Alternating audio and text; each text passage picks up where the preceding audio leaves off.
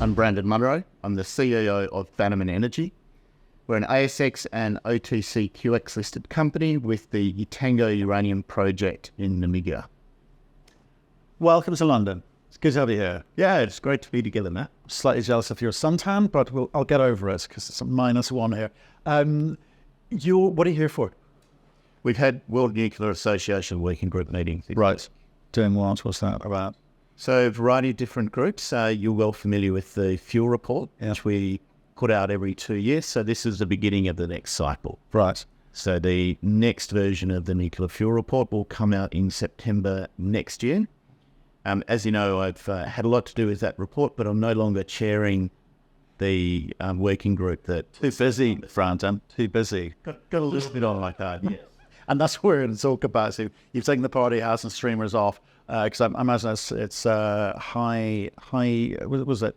They're very excited about what's going on at the moment. It's moving through the phases, the whole uranium market. It's been a great week. Yeah. Talking to utilities, market participants, traders, consultants, other companies. But it's been a fun week to be right in the midst of the industry, that's for sure. Fantastic. Well, like I say, here's about Bannerman Energy and where you go and how you go through the phases. Today, just for a minute, $103 ask on the uranium spot. You have printed $100 overnight. Unbelievable. We never thought I'd see that a year ago. Well, not as quickly, I meant. And that's the point. That's what people have been saying all week. No one said, gee, it was never going to get to $100, but everyone was surprised about the trajectory. Yeah. And that has some important implications for all sorts of aspects of our business, from equities investing right through to contracting.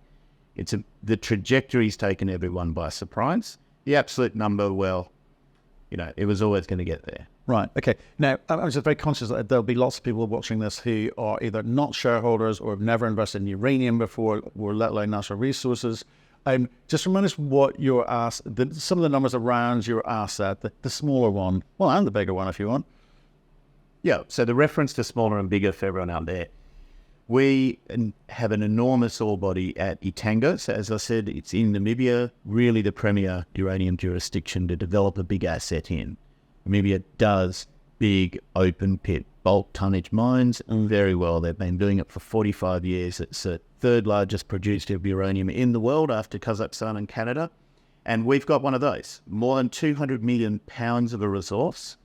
Our initial development phase will commence for the initial 15 years, running 8 million tonnes through the processing circuit, through the mill. At the end of that, we'll have 3.5 million pounds of uranium. And for people who don't know uranium, that's enough uranium to go into 7 to 8 conventional nuclear reactors. So enough uranium to power 7 to 8,000 megawatts of electricity in today's nuclear power industry. So we will be a big mine and a big player. Yeah. What's more, we've got the ore body to then bring on an expansion to go from 8 million tonnes through the processing circuit to, we think, 16 million tonnes through the processing circuit. We know we can do that because a few years ago, our plan to develop the Etango was to do it at a 20 million tonne per annum run rate, which would have produced 7 million pounds per annum. So back in those days, we had a mining reserve of 130 million pounds. And so what that expansion would do is it would just lift our run rate. It would mean that we're accessing more of the ore body a little bit earlier. But given how massive our resource is and the fact that it all continues under the existing pit shell at depth, this will be a multi-decade mine. Now, the other thing that's important for everyone to understand is you got a lovely Christmas present just before we broke up. Mining license, you've got that now. Yeah. What does that mean? What's it mean for you? Well, it makes a massive difference for 2024. So really what it means is that the Namibian Ministry of Mines and Energy obviously collaborated with Santa Claus because they delivered it in late December as we'd worked with them towards. Fantastic news for our shareholders and incoming investors, because that means we are fully permitted. We've got all of the primary environmental permits required to operate Etango and to construct the mine. We've also got all of the secondary environmental permits. So, for example, you need to run a temporary power line for construction purposes, a temporary water pipeline for construction purposes. We've got the environmental assessments required to do those. We've got the heritage assessments. We've got the social requirements. So fully permitted, and together with all the other engineering that we've done, it means that this is genuinely construction ready. It's a shovel-ready project. Right. And you've been through the economic study phase. Licenses, permits, done, big tick, side that. Money, you've got to get, I mean, you're working towards where's the thing about a market like this? It's really interesting. It's like lithium's been through a tough time in terms of October 2022, 83,000, right? 83,000 for lithium spodumene. Amazing. Down at, well, as low as 2 weeks ago, 12,000. It's about 13 at the moment. There's an erratic, behavior there, because it's a relatively, in terms of the EV revolution and lithium's contribution to that, people are trying to work their way around to this, and maybe it levels out at 30, 35,000, who knows, on demand. Lithium demand story is insane. It's on steroids in terms of what the demand coming down the line is versus the ability to actually supply into that demand. So the rise in price isn't unexpected. The pace at which it has grown is obviously a thing that shocked us in terms of when they would be here so soon. You've got to work your business model into the macro thematic here, right? So you need cash to kind of get you through to the FID. Then you're going to need to raise money to build the thing. But to do that, you're going to need contracts. So there's a lot of things I said there, but the thing I want to get to is contracting. Mm-hmm. You need it. Where are you with it? Okay, so first point, cash to get there. We've got a cash balance at the end of November of $37 million. Right. And we don't burn very fast. Yeah. We've done all of the expensive feasibility study engineering. We've completed our first feed, front-end engineering and design phase. Mm-hmm. So we're totally in control of that cash balance. Okay.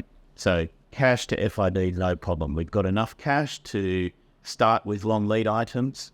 We can use that cash balance for relatively inexpensive capital expenditures that just make sure we're constantly at a walking start to be ready with construction. Okay. And that's truly what construction ready means. It's not about having a feasibility study and a mining license. It's about having a team where the engineers are working on all of this. You're interacting with potential vendors. You're working with detailed designs so that when you hit that FID moment, you're straight into construction. And that is an extremely important element of timing this current bull cycle properly. Mm-hmm. That's cash to FID. Yep. So then, as you say, financing, which can come in many forms that we can talk about, but the many different forms of financing interact directly with contracting. So at its simplest form, you've got a typical project finance. It's banking syndicate with or without export credit agency support, bit of mezzanine debt, and then a little bit of equity on top. Now, that would require a significant proportion of contracting because trading banks are going to want to see their debt coverage ratios. We're very pleased with how we've positioned ourselves and how we've used patience and time and shareholder flexibility to our advantage, because we're hitting a market now in a position where, number one, the pricing dynamic is very favourable and getting better for us. Secondly, we can talk to utilities with a construction-ready project that they know, that's been in front of them for many years, that's technically simple, so they're not concerned about our delivery, and at a time when they are very concerned about achieving greater diversity into their sector. So what that means for us in practice is we're right at the beginning of starting to layer in the contracts that we would put in our portfolio. We haven't put proposals forward and signed term sheets and otherwise committed ourselves in any way to contracts 6 months ago, dare I say it, or even 3 months ago, which were substantially less economic than what we would be able to write. And what are we seeing on contracting price at the moment? Obviously, spot we talked about, 103, great. I mean, more than great. But I think it's got a long way to run. But contracts tend to kind of, lag. Well, they all play different roles at different times, but the contracting's got a bit of catching up to do. And that must affect your thinking in terms of either rushing in, like you've always been controlled in terms of how you move this project forward. There was no beating of drums and blowing of horns. It was like it's controlled and measured, raise the money at the right time, which I guess gives you the shareholder flexibility in a way. Yeah. I mean that in a nice way.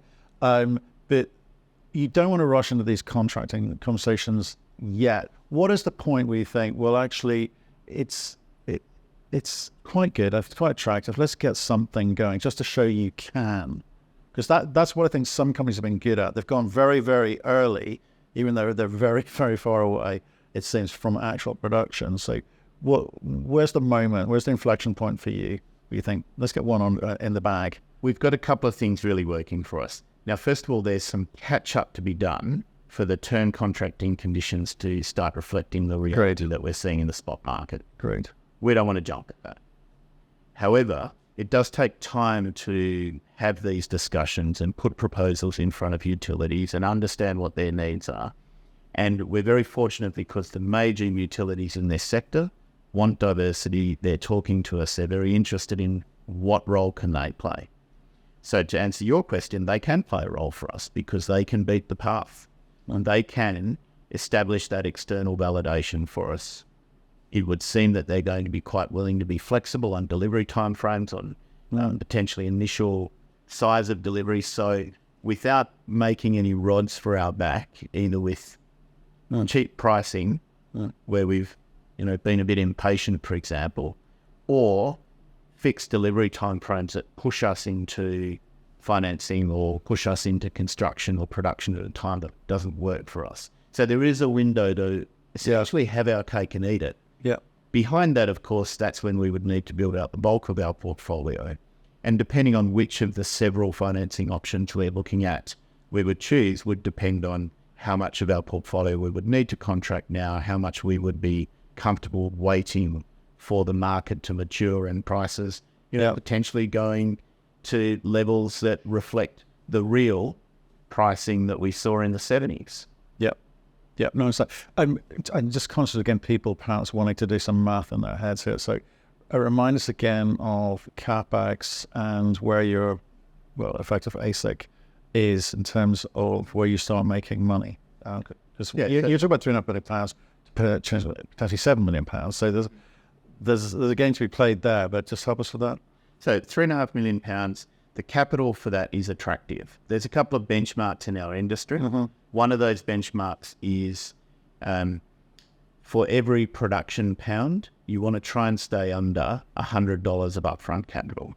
Mm-hmm. So £3.5 million translates into 350 million US. Now, in our case, it's 317 million US. Okay. So that's a tick. Yep. Nice and attractive on a capital intensity, particularly given it's such a long mine life asset. Yeah, which 15 years and decades later. Absolutely, and in banking terms, you can refinance out and hopefully reduce and amortize the cost of that over time as well. So yeah, all good on that front. What does that translate into? Yeah, our costs, all-in sustaining cost, is circa $40. Yeah, very attractive in the current pricing environment. If we use an $80 selling price assumption, which is kind of where we think we'll be seeing floors in contracts, if not now, then very soon. Yeah. Then what that produces after tax is a NPV in US dollars of $435 million. Okay. Now, every dollar of the selling price assumption beyond that goes to our bottom line. So that's where this project really starts to kick in terms of leverage. Leverage partly because it's £3.5 million that with time we expect to be able to expand out to something like £7 million. Yeah. But also leverage because we're a single asset company. All of the market capitalization reflected in our share price goes straight to this one shovel-ready asset. We're not diluted by other assets in the portfolio, and that gives a very direct look-through from the additional money put on our bottom line as you start to escalate that selling price assumption and the sensitivity of our share price to that increasing NPV beyond $80 a pound. Okay. And that's really the magic for investors at the moment. They're looking around, they're thinking, well, we get that there's a real opportunity in uranium. In many cases, people are saying we don't have any uranium exposure or we don't have enough uranium exposure. And we're sitting really in the sweet spot.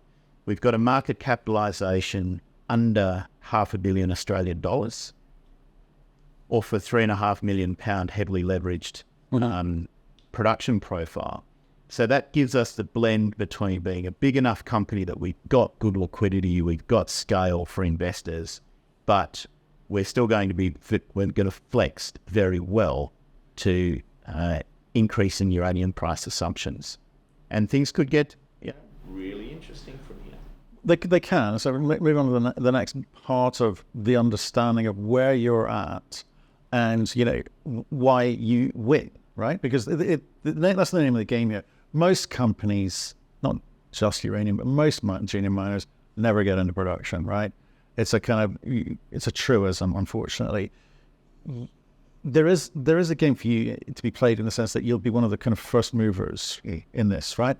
You've kind of got the existing producers, or have been recent producers, and people who can restart projects which are been put under wraps for now.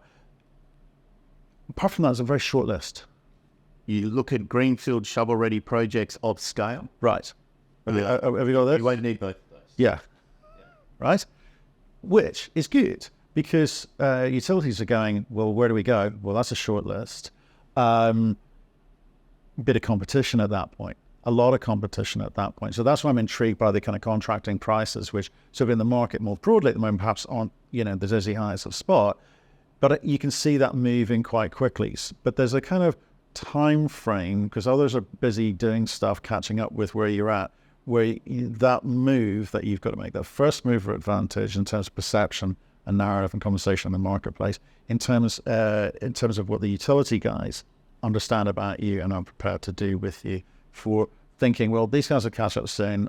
You're going to lose your leverage, negotiation leverage. There's a kind of point where the power goes away a bit because these guys are getting closer to production. So again, I know you're conscious of that, and I know you've been having conversations. I know there's a lot of inbound, etc. But tell us about what you're thinking is there, and how many people do you see coming up behind you? Is it the other hand? No, that's the thing. That's why we're so well positioned, because you've got less than a hand, including Niger. You've got a handful of decent-sized projects shovel-ready. One of those handfuls. Right. And we can afford to wait for the market conditions that we think best benefit our stakeholders, including our shareholders, because it's not like that handful is going to grow in 6 months' time. It's not going to grow in 12 months' time. Yeah, great. We're in rarefied air with a couple of other development projects who are our peers right now. We're in utterly rarefied air. And even if you start looking at the smaller groups, your £500,000, they might be some fantastic assets, but they're not going to start filling in the market for us. No, they're not. I think the $500,000 is it worries me, certainly in the North American market, those sorts of conversations, because utilities are smart boys and gals. They're risk averse as well, and they're going to start small with those guys anyway. I won't take all of your $500,000, I'll take some of it. And they're going to spread the risk across the board, because I say they're being flexible at the moment because they know not everyone's going to be able to get it over the line. Of course. That's a truism, right? Yeah. And that's also where we're at such an advantage with our project being so simple. Open pit, your body's at surface. You've walked on it with your own feet. I've kicked a radioactive. Still emptying the sound out. Right. Yeah. Is that out of your boots or out of your glass? Everything. So it's a conventional sulfuric acid heap leaching. We've run a demonstration plant. Yep. We piloted the heap leaching process. As you've seen, you've walked all over it. Stood on it, yeah. 6 years of pilot plant to examine and establish and prove every last aspect of that heap leaching, from the crush size to how much binder do we use, to how much acid at what concentration, to how many days. All of that stuff, we've had a lot of time to work on it. Yeah. Now, what all that means, and the so what in that, is that utilities who are not in the mining business, they're in the electricity business, they can feel comfortable that we are going to come into production. That gives us an advantage. We are the simplest, or you might say the most boring uranium project in the whole world at the moment. But it's the most. I mean, I think you've kind of got global up in the share who, or have started doing stuff on the ground as well. But the two of you sit there alone. It feels like, in terms of investments through the OTC, you're in North American audience, and obviously doing quite well on the ASX. As fact, you've had a good week on the share price appreciation. People seem to be getting it. I've got a lot of catching up to do. Got a lot of catching up to do. Good man. We're undervalued. You meant to say that, aren't you? Have you? As I thought over. All right. So every good CEO worth his salt, you've got to say that, and I agree in your case. Okay, so you've got. So I'm looking at this thing and going, well, all the bits that you were not in control of, you've got those now, and the bit that you maintain control of is the rate at which you move forward on the contracting, and then it comes down to, as you say, the way that you go about financing the build. Mm-hmm. And there's lots of optionality obviously around that one. I think a lot of money being flexed out there, a lot of people interested in being part of that. So does any aspect of the money raise concern you? Well, you've got to get it done. You got to get it done, man. It's got to be the best price. Yeah. Either naive or misleading you. So it is a complex thing, but as you know, I've got a transactional background. That was my career before I joined Bannerman. So I'm not particularly perturbed by highly complex transactions. Mm. And this is, in the scheme of the things that I've done with my professional career, relatively straightforward.